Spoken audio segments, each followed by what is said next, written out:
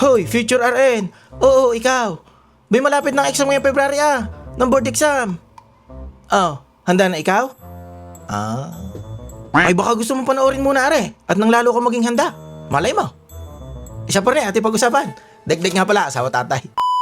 Garni nga mga kabaro tsaka mga future RNs. Ang video natin ito ay pag-uusapan kung paano pumasa in a smart way at hindi yung puyat. Tulad ko, kalalaki na lang aking eyebags. At ito ay nagsimula sa message ng isang estudyante na humihingi ng tip dahil daw siya ay bumagsak sa last board exam. Ngayon gusto ko magbigay ng tip. Kaso hindi naman ako matalino, hindi naman ako magaling. Pero may mga sasabihin ako na hindi manggagaling sa akin, kundi galing sa mga nabasa ko sa aking research online. Nung ako ay bumagsak sa board exam noon, ang akala ko sarili ko ay napakahina ko. Ang hindi ko alam, mali pala ang paraan ng aking pagre-review noon. Meron pala mga tamang paraan ng pag-aaral o pagre-review at maging handa sa board exam na hindi mapapagod ang iyong utak, hindi mo kailangan mapuyat at hindi mo kailangan mag-cramming. At ngayon tatalakayin natin ang mga nadiskubre kong bagay at mga teknik sa pagre-review na aking nabasa online. Alam nyo ba na hindi likas na masipag ang ating utak? Kung ikaw ay nasa sobrahan sa pagre-review, puyat at puro basa laang tulad ko, kalalaki na ng aking eyebag Sad to say, according to my research, ay sinasabotahe mo ang iyong sarili. Ay resulta lang ng aking research ha. Maaring makatulong, maaring hindi. Pero pakinggan nyo muna ako. Ano? Number 1, ipag-usapan muna natin kung paano baga natututo ang ating utak. According to neuroscience, the brain learns best through retrieval, spacing, and consolidation. Ang ibig sabihin na rin ay active engagement with information. Hindi yung passive reading at saka yung nag-highlight ikaw. Hindi gayon ha. Ngayon, ang unang technique ay practicein nyo ang active recall. At ito ay applicable kahit malapit ng board exam. Wow!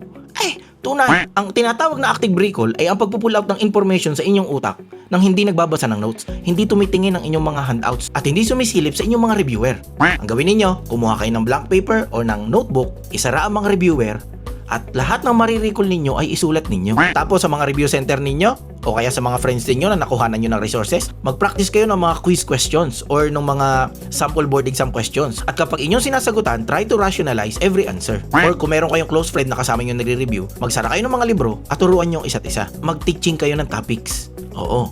Ngayon, kung wala ka namang kaibigan at gusto mo isolong nagre-review, sa salamin. O kaya sa iyong alaga, sa iyong pet. Kung meron kang aso at pusa, kung meron kang stuffed toy, ang mahalaga, mabiverbalize mo ang iyong thoughts kung ano man ang natatandaan mo sa topic na gusto mong ma-review. Yan ang tinatawag na active recall. Bakit ito gumagana? Ang active recall ay nagtitrigger ng tinatawag na testing effect. Kada may mariretrieve kang information, lumalakas ang neural connection sa iyong brain. Kaya mas natatandaan mo at mas mabilis mong ma-recall ang topic na gusto mong ma-master. Oo.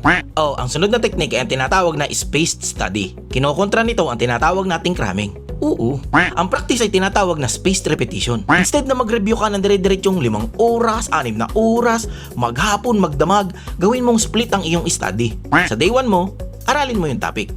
I-apply mo yung active recall. Sa day 2, magpahinga ka o ibang topic yung i-learn mo. Day 3, i-revisit mo yung unang topic na inaral mo nung day 1. Day 4, day 5, day 6, pwede ka magpahinga o pwede ka mag-aral ng ibang topic. Pagdating mo sa day 7, reviewin mo uli yung topic na inaral mo nung day 1 at ginawan mo ng initial review nung day 3. Kita mo, naglagay ka ng spacing. O bakit gumagana ang spacing? Ang spacing ay nagbibigay ng oras para sa tinatawag na memory consolidation. Mas pinapatibay nito ang iyong learning. Ang iyong utak ay ginagamit yung mga space na binigay mo para mag-encode at mag-reconsolidate ng mga memories. Paano hindi naman yung pagkabasa mo ay matatandaan mo na agad Hindi mo ka napansin kapag sa dami-dami mong binasa dire-diretso ka, kinabukasan hindi mo matandaan lahat. Dahil kailangan ng iyong utak ng space. Di ba ganyan naman na sinabi ng ex mo? Kailangan niya ng space? Ay inam. Kaya nga wag na wag mong gagawin yung susubukan mong i-memorize ang lahat ng isang upuan. At wag mo rin gagawin yung mag-aaral ka na parang nasa cramming marathon ikaw. You will forget faster.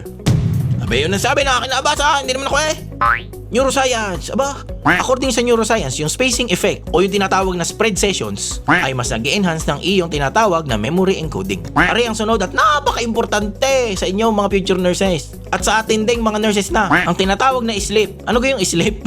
At ang recommended duration ng sleep, sabi sa aking research, ay 7 to 9 hours every night. At hindi ka maaaring mag-heavy review before ka matulog. Dahil hindi ka makakatulog, ikay magkakraming I-focus mo na lang sarili mo para magpahinga. Para yung brain mo na ang bahalang mag-consolidate ng iyong mga napag-aralan habang ikay natutulog. Gayon noon, wow! Without sleep, even the best techniques in reviewing lose effectiveness. Yun sabi? Yun ang sabi, kaya matulog sulang. Ang sunod na practice ay interleaving o yung tinatawag na pagre-review ng mixed topics in a day.